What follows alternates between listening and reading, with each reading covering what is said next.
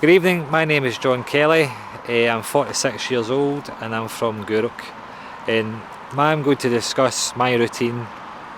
I'm a physiotherapist and I work within different jobs within the local community. So to start off with, first of all, my routine starts at usually 7 o'clock in the morning, where I'm usually wakened up by my dog, who's a basset hound called Stanley, and he sleeps in our bed at night between me and the wife, and usually when he wants to get up for a pee, he licks you in the head and wakens you up. So the first part of my routine in the morning is getting him out before he pees the floor, because he's still a pup and he's still getting trained.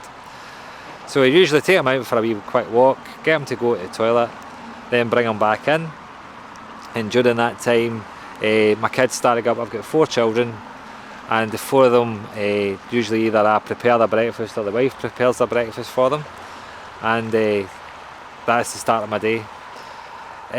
Out with the summer holidays, the kids' routines are all different. They usually get up at different times, but during a normal school week, for example, I'll take them to school and drop them off for 9 o'clock.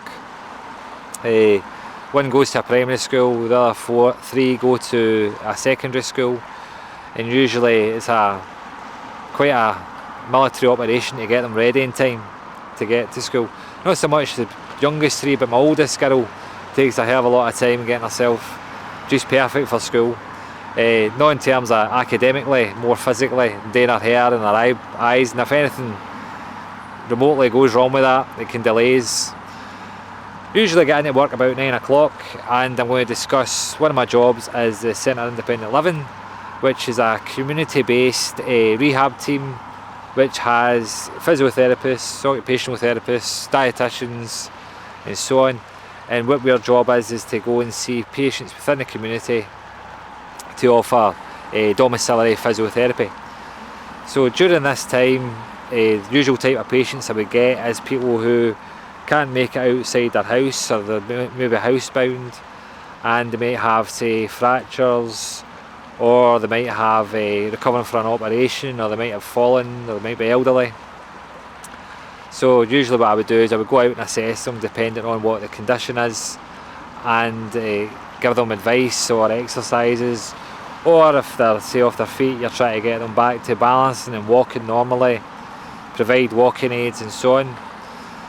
During a normal day I can see between 4 and 6 patients all over Inverclyde, from Port Glasgow, Kilmacombe, right down to Gourock, and that itself can give a lot of varied type of people.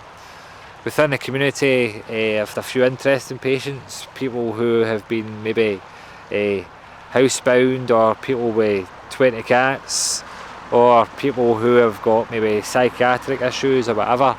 And what you're trying to do is you're trying to be quite like a chameleon and try to make sure that they get the best possible treatment and the best possible outcome following their physical problem.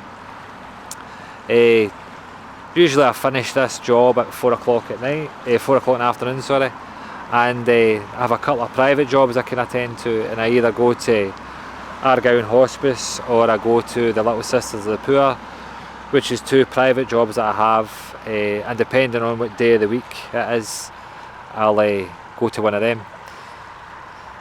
Probably talking about one of the places I work is Ardgowan Hospice, which is a palliative care unit with 8 beds in it, and it's for people who are at end-of-life care.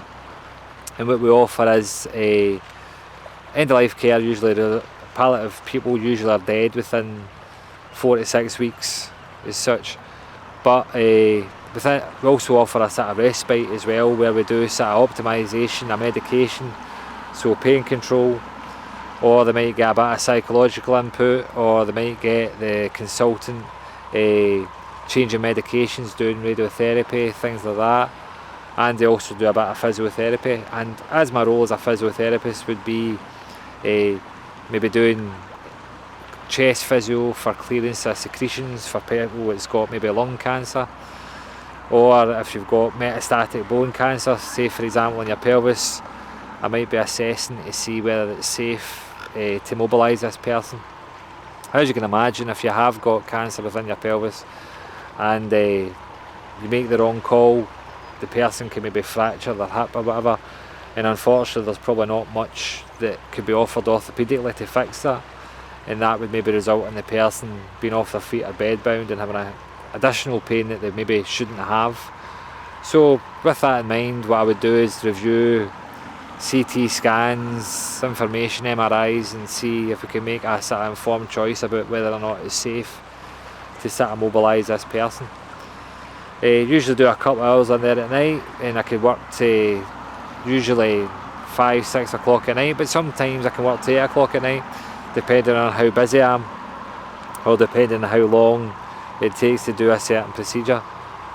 As you can imagine, it's quite a distressing thing for somebody who's faced with palliative care, that it might take a long time for them to actually come round to what you want them to do, or they might have a story that they've got to relate to you that takes a lot emotional time for them to sort of tell you. So you can't rush these type of things. And as well as that, you've also got additional family members who might be very concerned, who've got a lot of questions and a lot of input with them. So you're not just working on an individual, you might be working with a whole family as such. Usually finish that 7 o'clock, 8 o'clock at night, and during that time, afterwards, I usually go home to my house, and usually what I would do is interact with children, interact with wife. I would say I'm probably not the best husband in terms of tidying up and cleaning up or doing the dishes or whatever. Usually what I would do is when I come home, it's my feet up and I'm watching the telly. But if there's enough moaning from the wife, I will probably take it upon myself to do a bit of housework or tidying up or maybe cooking or whatever. But most of the hard bits of the day I've probably dodged by 8 o'clock at night. What I usually do to unwind is I like listening to music or watching the television. I usually like watching box sets, I quite like comedies, I quite like documentaries, and usually binge on Netflix till late on at night, and probably go to bed maybe about 1 o'clock, 2 o'clock in the morning. And that's basically my routine. Thank you for listening.